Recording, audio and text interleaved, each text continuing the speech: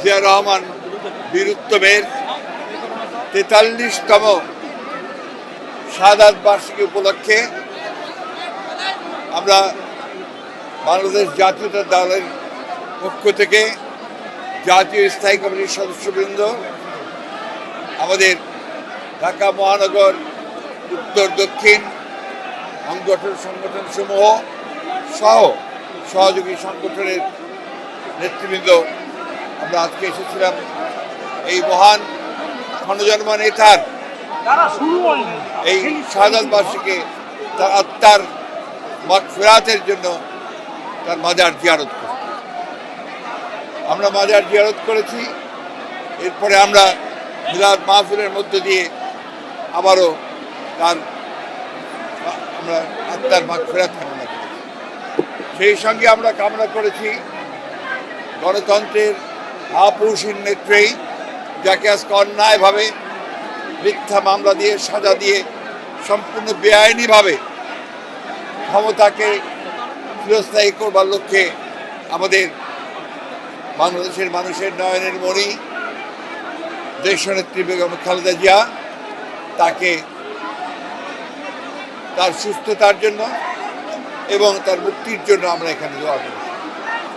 আমরা দোয়া করেছি আমাদের বর্তমান চলমান যে গণতান্ত্রিক আন্দোলন, সেই আন্দোলনের আমাদের যিনি নেতৃত্ব দিচ্ছেন, সারা বাংলাদেশের মানুষ যার দিকে তাকিয়ে আছে, আমাদের ভারপ্রাপ্ত চেয়ারম্যান তারেক রহমানের সুস্থতা, তার দেশে ফিরে আসার জন্য আমরা দোয়া করেছি। আমরা দোয়া করেছি আমাদের শত শত হাজার নেতা কর্মী যারা কারাগারে আটক রয়ে আছেন, তাদের মুক্তির জন্যে। আমরা দোয়া করেছি আমাদের যে সমস্ত নেতা কর্মী এই গণতান্ত্রিক আন্দোলনে শাহাদাত বরণ করেছেন, তাদের আত্মার মাগফিরাত কামনা করছি। আমরা যারা মামলা মোকদ্দমার মধ্যে যারা নির্যাতিত নিপীড়িত হচ্ছেন, তাদের সেই মুক্তির জন্যে আমরা আজকে দোয়া করি।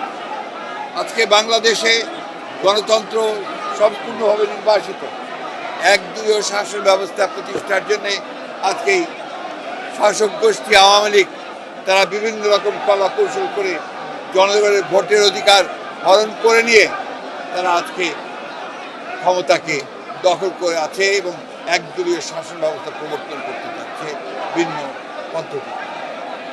তাই আজকে আমরা এখানে শাহাদাত বার্ষিকীতে শপথ নিয়েছি যে আমরা যুবক, তরুণ, মানুষ, আবার বৃদ্ধ বনিতা আজকে আমাদের অধিকার রক্ষার জন্য, বাংলাদেশের স্বাধীনতা সার্বভৌমত্ব রক্ষার জন্য আমরা যে আন্দোলন চলছে সেই আন্দোলনকে আরও বেগবান করব এবং আন্দোলনের মধ্য দিয়েই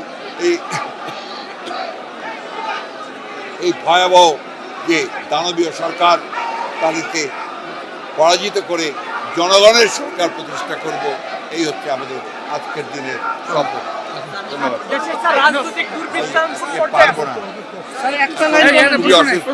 রাজনৈতিক বারবার একই কথা বলতে আমার ভালো লাগে না, বুঝছেন? ফ্র্যাঙ্কলি স্পিকিং, আপনার এই কথাগুলো এতবার করে বলান, এগুলোর কোনো মানে হয় না। এটা বাংলাদেশ এখন পুরোপুরি দুর্বৃত্তদের কবলে, বাংলাদেশ এখন লুটেরা মাফিয়াদের কবলে। বাংলাদেশ একদিকে যেমন রাজনৈতিক অধিকার হরণ করছে, তেমনি অন্যদিকে তারা অর্থনীতিকে ধ্বংস করছে এবং তাদের মূল লক্ষ্য হচ্ছে এটাকে পরনির্ভরশীল একটা ব্যর্থ রাষ্ট্রে পরিণত করা। আমরা এর বিরুদ্ধে লড়াই করছি, ইনশাআল্লাহ আমরা জয়ী হব। এলো খবরের কাগজ, নিখাত, নির্ভীক, নিরপেক্ষ।